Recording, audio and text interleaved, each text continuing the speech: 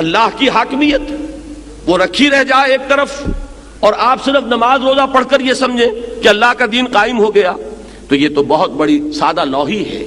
شرع لکم من الدین ما وصى به نوحا والذی اوحینا الیک وما وصینا به ابراہیم وموسیٰ وعیسیٰ ان اقیموا الدین ولا تتفرقوا فیہ، کہ دین تمہارے لیے وہی مقرر کیا گیا جو ان پانچوں کا دین ہے۔ اگر یہ مفہوم لیں گے کہ از قسم دین وہی دین تمہارے لیے ہے، تو یہاں پر خطاب ہو جائے گا ان اقیم الدین، کس سے؟ مسلمانوں سے۔ یہ دین جو چلا آ رہا ہے نوح سے لے کر اور محمد تک ایک ہی دین ہے، اے مسلمانوں تمہارے ذمہ یہ ہے کہ اسے قائم کرو، اسے نافذ کرو، اس کو بالفعل برپا کرو۔ آج وہی فرض زمانے کے اس مرور کے ساتھ اے مسلمانوں وہ مقدس فرض اب آج تمہارے کندھوں پر آ گیا ہے۔ یہ چیز قطعی طور پر ثابت ہو گئی کہ مسلمانوں کے ذمے ہے اس دین کو قائم کرنا۔ یہ دین دیکھیے نا، اللہ کی حاکمیت تسلیم نہ کی جا رہی ہو، اللہ کا قانون نافذ نہ ہو، اللہ کی شریعت جو ہے اس کے مطابق معاملات طے نہ ہو رہے ہوں۔ یہ جو فرمایا گیا ہے سورہ مائدہ میں 3 دفعہ، من لم يحكم بما انزل اللہ فاولئک هم الکافرون ومن لم يحكم بما انزل اللہ فاولئک هم الفاسقون ومن لم يحكم بما انزل اللہ فاولئک هم الظالمون۔